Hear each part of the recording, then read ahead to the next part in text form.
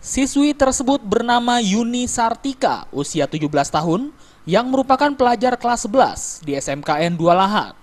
Yuni diketahui menghilang sejak Kamis 21 Maret 2015, di mana hingga saat ini belum diketahui keberadaannya. Sambil memperlihatkan foto anaknya, Ibu Aryuna menuturkan bahwa Yuni Sartika yang akrab disapa Santi pergi dari rumah tanpa ada masalah.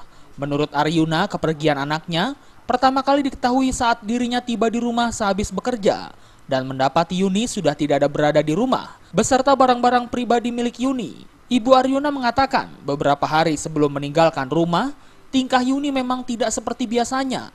Yuni terlihat sering menelepon seseorang dan terlihat begitu gembira. Namun dirinya tidak begitu memperdulikan tingkah anaknya yang tidak seperti biasanya tersebut. Wong nengok anakku tolong diantar ke Santi kepada orang tuanya di jalan Isa-Wisa Lahat.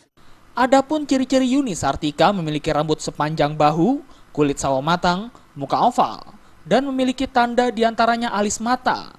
Bagi masyarakat yang mengetahui keberadaan Yuni, dapat menghubungi pihak keluarga melalui nomor handphone 082371235416 atau langsung menghubungi pihak kepolisian Resort Lahat. Dari Kabupaten Lahat, Sumatera Selatan, Jamil Hasan melaporkan.